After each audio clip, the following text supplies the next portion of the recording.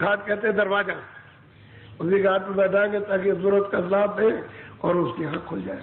कहते हैं कि बिना सत्संग के हृदय का नेत्र खुल नहीं सकता, किसी का नहीं खुलेगा। बोलो। तीनों लोक पार है चौथा ताके परे अना। अब वो प्रमाण दे रहे हैं कि भाई 3 लोग हैं, एक तो ये मृतलोक, एक अन्नलोक और एक ब्रह्मांड लोक, और उसके बाद पार ब्रह्मांड। तब जाकर के उसके परे कहते हैं सतलोक है, वो सतधाम है जहाँ सत्य साफ रहते वहाँ।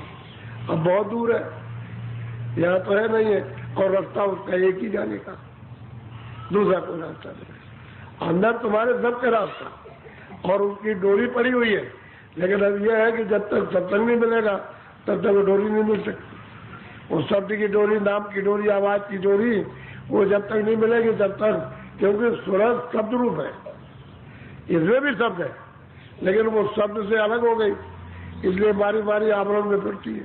अगर वो शब्द उसको मिल जाए और अपनी चेतनता को पकड़ ले, इससे निकल जाएगी, और शब्द नहीं मिलता उसको, वो डोरी नहीं मिलती है।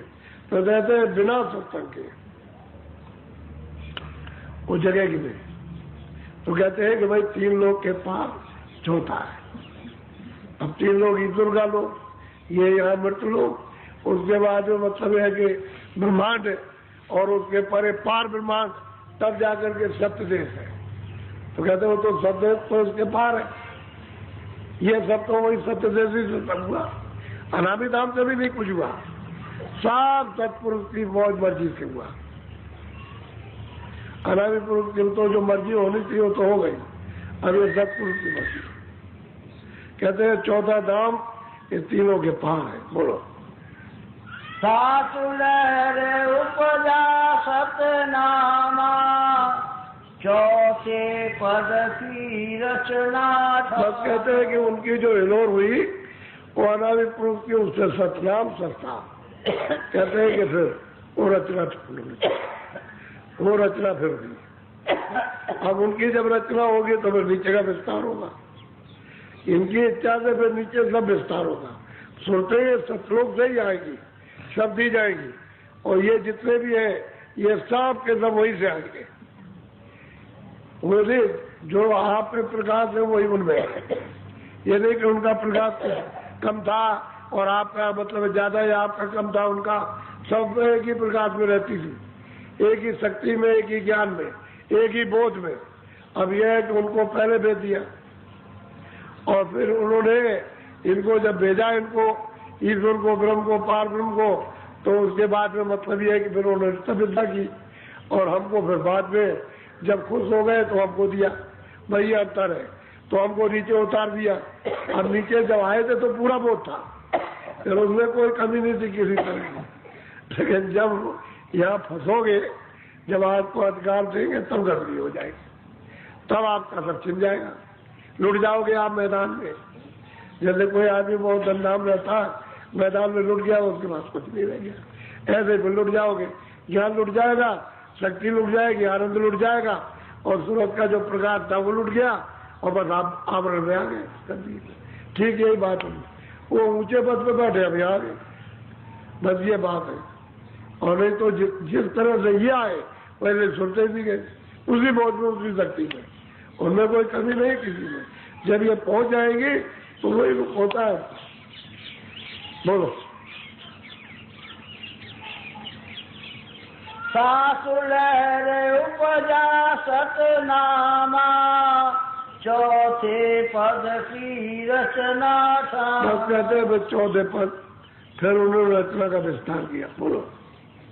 सासे भये 16 निर्वाणा जिनमें एक की करो बखान। कहते हैं कि 16 निर्माण हुए, नहीं 16 उनके पुत्र हुए सतनाम सतपुरुष के, उन्होंने भेजा उसको। और सबसे जो छोटे हैं, क्योंकि छोटे क्यों हैं, पहले तो सब बराबर थे वो, लेकिन वो नीचे यहाँ आकर के सबसे नीचे स्थान पर सैदल कमल में उनको यहाँ ला करके उसी धार पर बैठा दिया।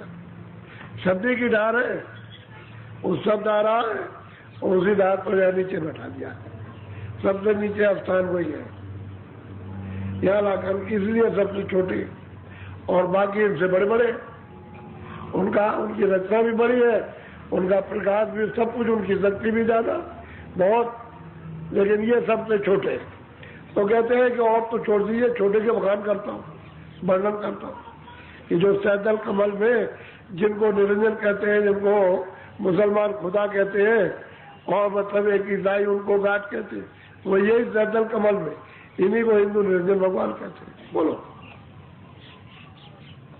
16 निर्गुण निर्वाणी निराकार जाही को कहते भाई ये तो निराकार है, इसलिए वैसे तो उनका आकार ही है क्योंकि उनका दर्शन होता है, लेकिन क्यों मतलब है कि निराकार है?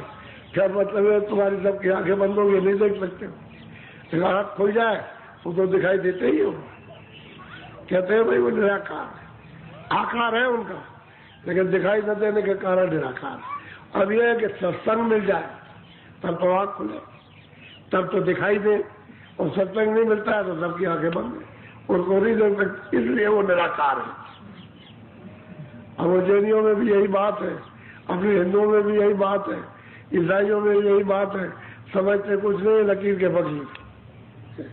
जो बताया गया है कि भाई किस तरह से तुम उसको पा सकते हो, ये भी नहीं करता, कोई नहीं करता। क्या मतलब यह है कि ये गंदे काम इसमें करते हो, कूड़ा कचरा लाते रहते दिन और रात, तो न उनको खुदा मिलेगा, न उनको गार्ड मिलेगा, न आपको ईश्वर मिलेगा, कुछ नहीं। वो तो नियम है, उसकी निर्मलता है। निर्मल जन सोमय पावे, जब मन बुद्धि चित्त अंतःकरण जीवात्मा निर्मल हो जाए तभी तो मिलेगा, तभी तो देखता वहां खुलेगी। और गंदगी जमा रहेगी तो क्या, तो निराकार है, आकार है उसका, लेकिन तुम्हारी बुद्धि के लिए वो निराकार। कहते भाई निराकार आकार किसको कहते हैं? जब आंखें तुम्हारी बंद हो जाती है, सब सृष्टि का जितना भी रूप रंग है सब निराकार, क्योंकि आग नहीं है आपके पास, इसलिए सब निराकार है, कोई उसका आकार नहीं। जब आपके अंदर की आंख बंद हो गई तो परमात्मा निराकार हो गया। वैसे तो उसका आकार ही है, क्योंकि आकार ना होता है, जब सूरत आकार में बैठी है तो उसका भी आकार है। ये आपका स्थूल आकार हो गया, इसके अंदर में छुपी बैठी है, और उनका मतलब यह है कि सूक्ष्म आकार हो गया, उसमें भी तो तत्व है, उसमें भी है तत्व, मन बुद्धि चित्त और अहंकार, और मतलब यह है कि शब्द स्पर्श रूप रस गंध, ये उसमें तत्व है, उसी में छुप के बैठे हुए। लेकिन ये ऊंची मंजिल पर है, आप मतलब ये क्या गंदगी में बैठे, बस आपकी आंख बंद हो गई, उनकी आंख खुली है, उनके पास शक्ति है, आप शक्ति हो गए, आपके पास शक्ति छिन गई। अब वहां पहुंच जाओ तो मतलब आपके पास भी शक्ति आ जाए। तो कहते बिना सत्संग के ये भेद मालूम नहीं होगा। अब ये उस वक्त तो इन्होंने जो वर्णन किया तो किताब थोड़ी लिखी थी, किताब तो उन्होंने बाद में लिखी है, बताया तो लोगों को पहले ही है कि भाई इस तरह से रचना का विस्तार ऐसे ऐसे हुआ। बोलो। ज्योति निरंजन सोई कहाई ताको संत काल। कहते भाई ये ज्योति निरंजन भगवान है, इनको संत काल कहते हैं। क्यों? कि मतलब ये कि अब ये 10 का विस्तार करेंगे अपना, ये 3 लोग का विस्तार करेंगे, ये यहाँ की रचना का। इसलिए मतलब ये है कि देते हैं और छीन लेते, आपको दिया छीन लिया, इसे वो काल कर। जो कर्मों का विस्तार कर दे और कर्मों में बांध ले, इसमें पाप और पुण्य में बांध करके सजा दे, वो उसी को काल कहते हैं। और क्या? और जो यहाँ से निकाल के ले जाओ उसका नाम ध्यान। तो कहते हैं संतों ने इनको काल कहा। कर्मों का विस्तार तो इन्होंने किया और हम सब जीवों को इसमें अधिकार देकर बता लिया, ये पाप पुण्य अपना अपना करो और अपना अपना भोगो। बस जीव अपना करते रहते हैं, भोगते हैं, और उसके बाद 4 खानों में 84 लक्षणों में चले जाते हैं। अभी जाते क्या देर लगती है? अरे शरीर कितने दिन का? अरे थोड़े दिन अभी, अब बहुत उम्र चली गई, थोड़ी रह गए हो जाते हो, कोई उधर जा रहा, कोई उधर जा रहा, जा ही गए, निकल जाओगे फिर वहां जाकर के बंद कर देंगे। तो फिर बंद कर देंगे तो पशु पंछी कीड़े मकोड़े वहां जाके बंद करेंगे तो चले डाल देंगे नरकों में। तो जीव रोते चिल्लाते में वो सुनता कौन होती? कर्मों में बांध दिया। बोलो। शास्त्र नाम कहे निर्वाणा, सोई जीव को काल निधाना। अब वो कहते हैं कि भाई तुम्हारे मत में, अरे भाई कर्म धर्म तुम्हारे मत में उसी को निर्वाण पद कहते हैं। सहजल कमल ईश्वर को ही, जो ज्योतिष स्वरूप है निरंजन भगवान, इन्हीं को निर्वाण पद कहते हैं। कहते हैं कि भाई यही तो कार्य स्वरूप, हर मतलब है जीवों को सजा देना, ये नहीं का काम। जो सजा देता है छुटकारा तो कर नहीं सकते, कहे कि हम माफ कर देंगे, माफ उनसे नहीं हो सकता, वो माफी का नहीं मामला, उनके हाथ से निकल गई चीज। अब संत ही माफ कर सकते हैं, दूसरा और कोई नहीं करेगा, और नहीं कोई कर, न ब्रह्मा कर सकते हैं, न विष्णु कर सकते हैं, न शिव कर सकते हैं, न देवी देवता, न ईश्वर कर सकते। अगर माफ करेंगे तो सब करेंगे, नहीं तो कर्मों का जो भी अच्छा बुरा पाप पुण्य होगा उसको सबको अपना अपना भोगना, बचेगा नहीं।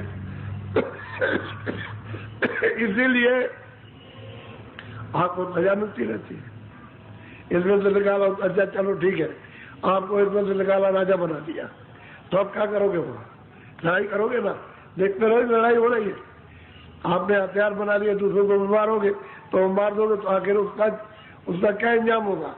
वो तो अपराध पाप हो गया, हत्या हो गई, तो फिर उनको बंद करेंगे ले जाकर के नरकों में कि तुमने इतने लोगों को मारा, हमने रक्षा के लिए तुमको राजा बनाया था और तुमने वहां संहार कर दिया, तो उनको मतलब ले जाएंगे वो नरकों में, फिर वो आप फेरेंगे। ये है असल में, सामान दे दिया, आप भूल गए उसको, ऐसे ही इसमें।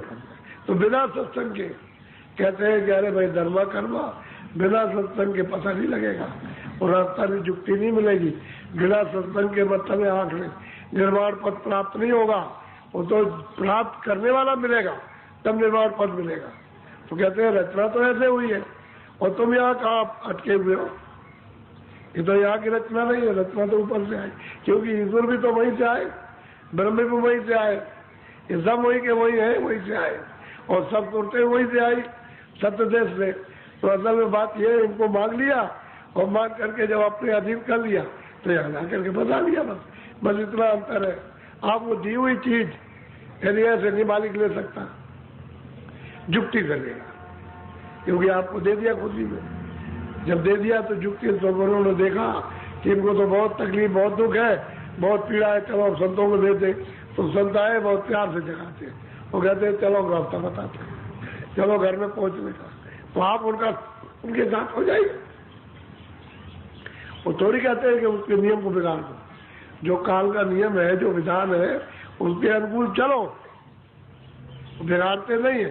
वो कहते हैं तुम इधर करो प्रेम, चलो मैं तुमको ले चलो, कोई काम मत करो, इधर प्रेम करो, इधर काम उतना ही करो जितना शरीर का भरण पोषण हो जाए, बस, उससे ज्यादा नहीं। और इधर की चिंता मत करो, इधर करो, अपनी फिक्र करो, तब तो निकाल ले जाए तो आप प्रेम उनसे करते ही नहीं, बराबर चिल्लाते आकर के ये लड़का है, ये लड़की है, ये और ये दे दिए। अभी रास्ते में यही चिल्लाने लगे, एक देवी के लगे कुएं में पानी नहीं है, पानी निकाल दीजिए, पता कुएं में पानी निकाल दीजिए। अब ये ऐसी चीजें मांगते हैं, अब ये सोचने की चीज है, कोई पानी मांग रहा, कोई कुछ मांग रहा, कोई कुछ मांग रहा, कोई ये ठीक कर दिए, कोई ठीक कर दिए। ये नहीं कहते कि वो जीवात्मा का उत्थान कीजिए, उसको जगा दिए, घर पहुंचाइए ताकि ये सब छुटकारा हो जाए। तो उनको मालूम नहीं बिना सत्संग के, जब सत्संग नहीं मिलेगा तो क्या करेंगे बेचारे, उनको पता तो कुछ है नहीं।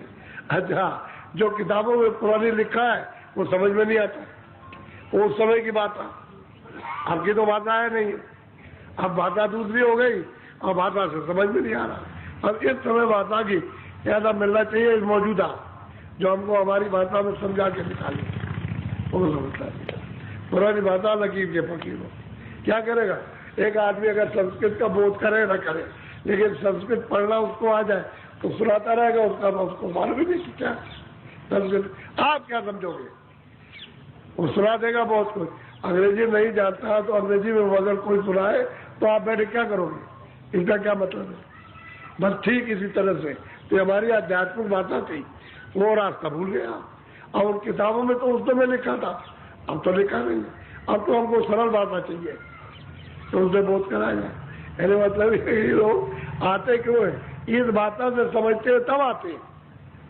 अगर आज की बात है तो ये समझे नहीं तो यहाँ कौन आएगा, और कौन चुपचाप बैठेगा आकर के, और कौन भजन करेगा, कौन ध्यान करेगा।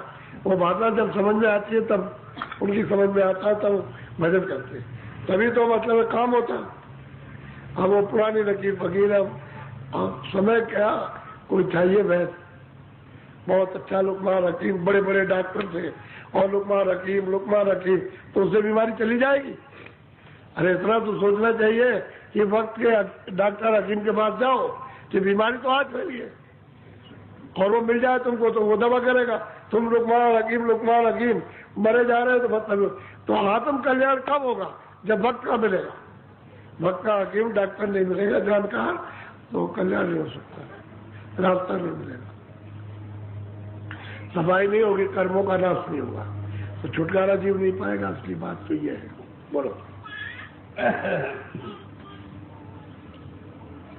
याने जग जम जाल पसारा, जगत बालक से स्थापना की न।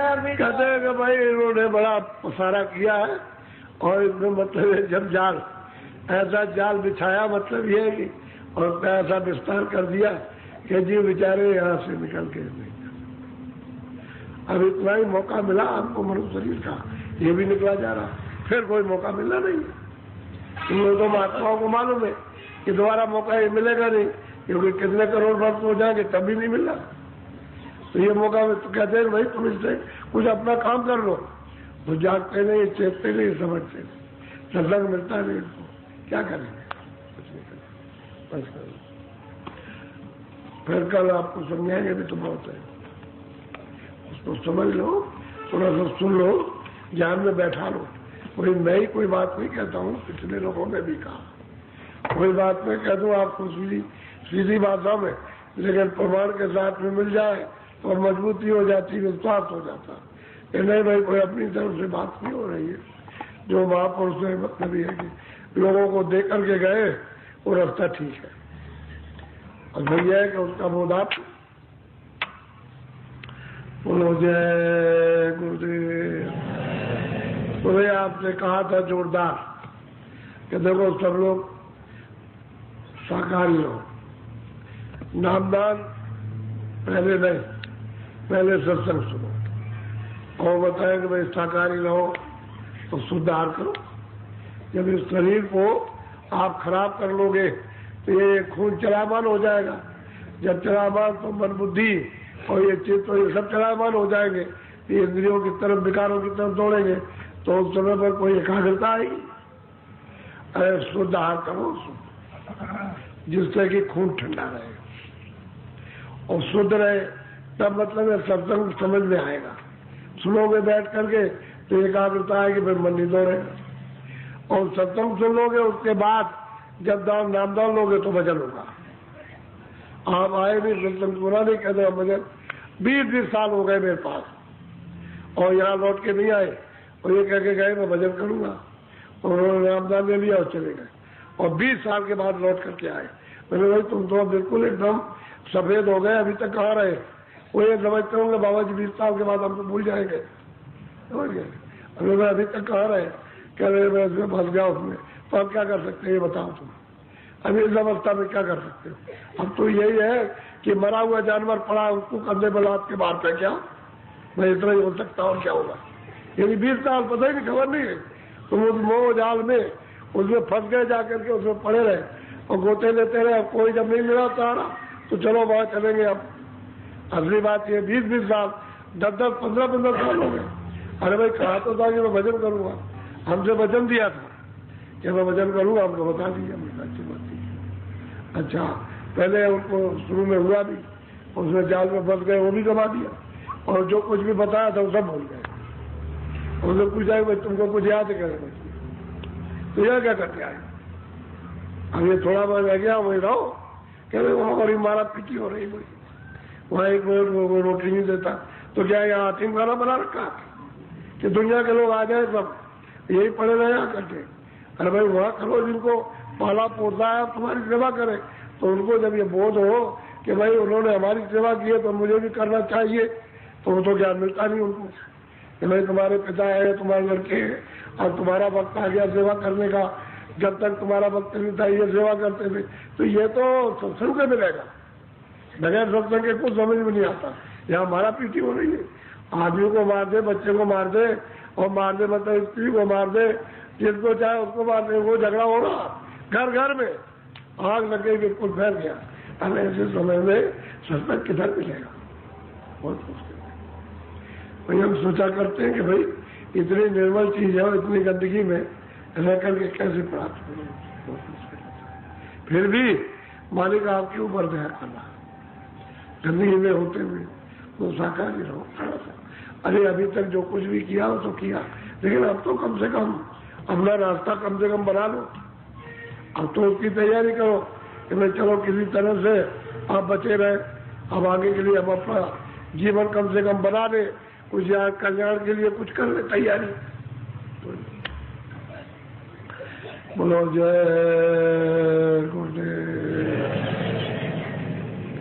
सुबह 6 बजे होता था, कल आपको 6:30 बजे मिलेगा, 6:30 बजे, 6 बजे नहीं 6:30 बजे कल सत्संग होगा और 1 घंटे होगा सुबह, सब लोग हाजिर हो जाएंगे।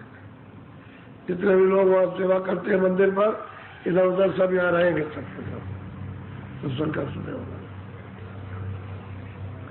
अच्छा अब आप बैठ जाओ, थोड़ा भजन बैठो। देखो ऊपर ध्यान देकर, इधर उधर कहीं भी किसी जगह भागा दौड़ी मत करो, यानी मन को इधर उधर चित्त को मत भगाओ, यही रोक के रखो ताकि सूरत का साथ हो जाए और वो अपना काम करने लगे, तभी तो मन को मदद मिलेगी। फिर बैठ जाओ वजन पर।